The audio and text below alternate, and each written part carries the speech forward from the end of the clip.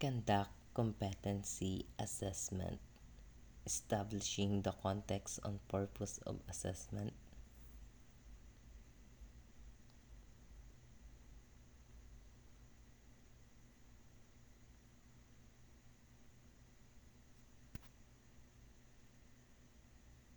The assessor must familiarize with the food processing qualification or unit competency to be assessed.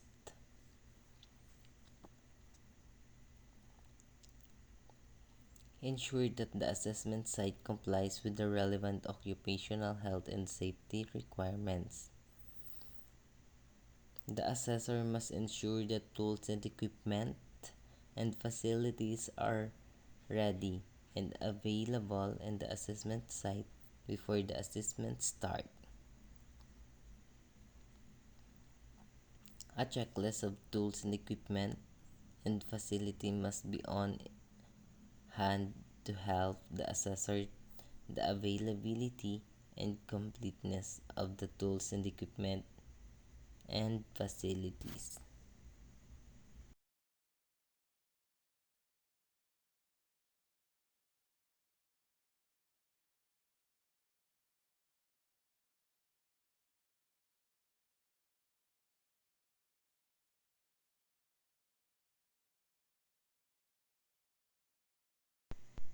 The checklist of tools and equipment and facilities is included in the assessor's guide. Conduct competency assessment, plan, and prepare the evidence gathering process. The assessor shall receive assessment package composed of the following: one copy of assessor guide, specific instruction to the candidate, competency assessment result, summary, written report, written test, answer sheet. Conduct competency assessment, prepare the candidate. Good morning, everyone. I am Carlo J. Siliasa and I am your competency assessor for food processing and C2. Acknowledge the presence of processing officer, AC manager, and test the representative, assessment center manager, and processing officer.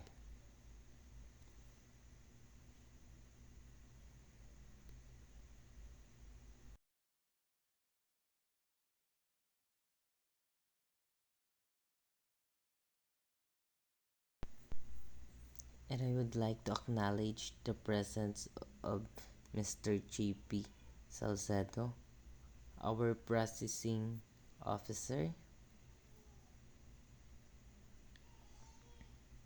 And I would like to acknowledge the presence of our AC manager, Miss Ira Brillo. And I would like to acknowledge the presence of our representative for the TESDA provincial office, Miss Teresa Colorado. Good morning, Ma'am. Good morning, sir. You didn't have to worry about the presence here to oversee the conduct of assessment and to check if the conduct of assessment is in accordance with the prescribed competency assessment methodologies and procedure. They will not assess you.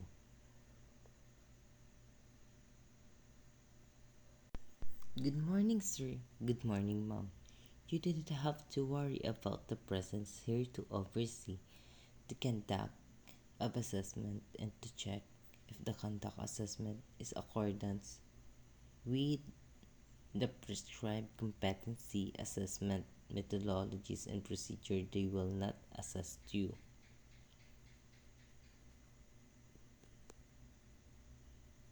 As I call your name, please acknowledge by raising your hand and sign the attendance sheet.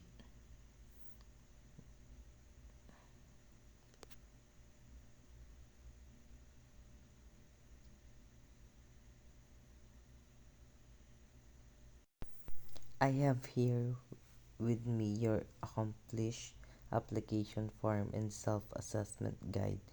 This is an indication that you know and can perform all the unit competency enumerated for food processing and C2. And I would like to welcome all of you to our Center for your assessment for food processing NC2.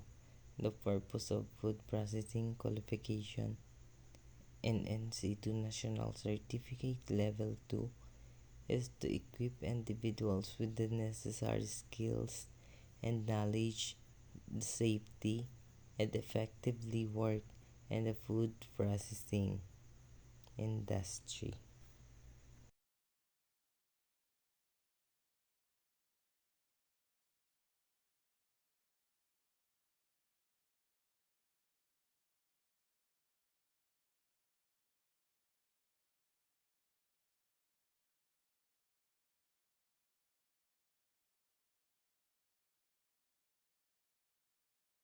Today, I am going to administer competency assessment of food processing NC2.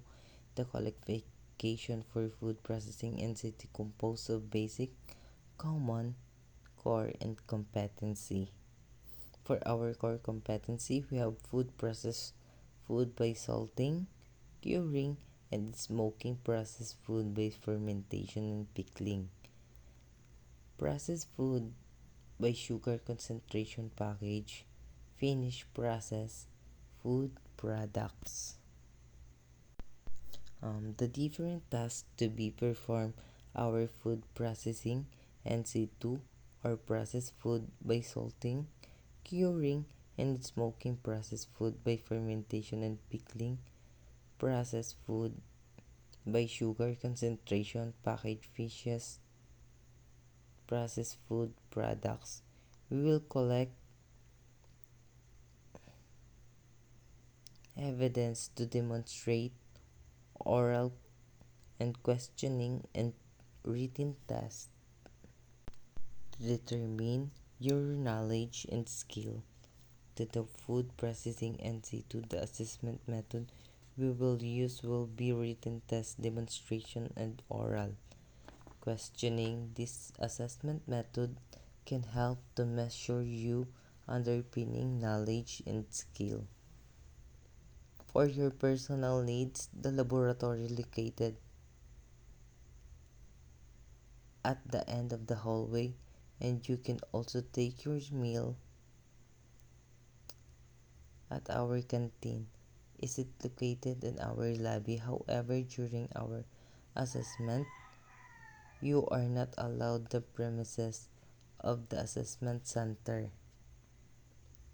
Do you have difficulties in understanding the given instructions?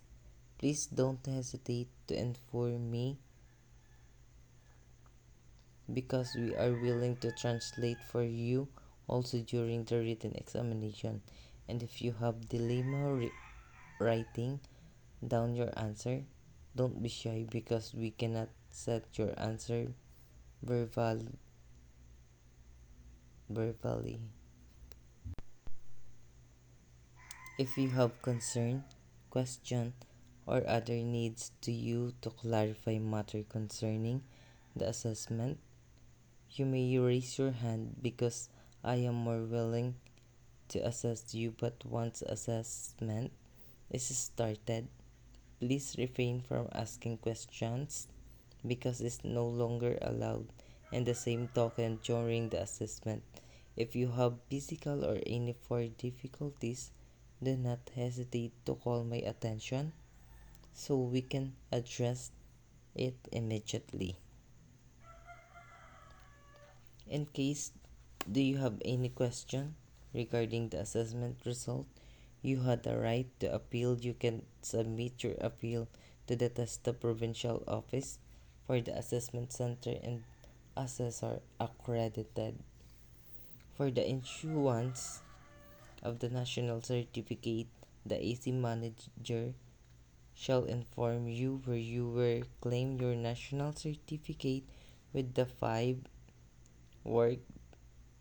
working days After the assessment, and you're found to be not be competent, don't worry about it because you can reassess anytime at your own convenience in case the assessment is full qualification. Do you have to undergo whole assessment process if you are found to be competent? Is some unit of competencies that are essential focus and unit competencies for you found to not yet competent. It also failed two consecutive assessment, you will be advised to undergo the refresher course before applying the reassessment. During the actual assessment, please observe safety and perform the different tasks. Make sure to check electrical equipment before plugging it. Avoid pulling the cord as unplugged. The equipment observe proper body mechanism when lifting heavy equipment. Avoid back injuries in case of accident. Please call my attention immediately so that we can provide first aid and the needed our first aid cabinets located at the right side of the laundry shop. But regards to the result of assessment, we observe strictly confidentiality. This is to ensure integrity. The result only made available and authorized personnel to the institution while you had your actual training in relation to this assessment package. Keep and the secured place the guarantee the integrity of the assessment package. May I ask the candidate refrain from giving away from information that took place during the assessment process. You don't have any question or clarification? Then I'm going to distribute this assign number to the candidates.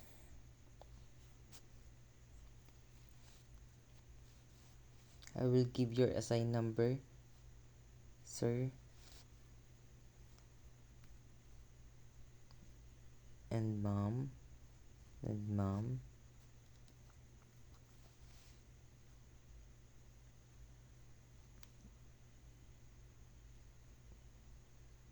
Do everybody must be ready now, candidate?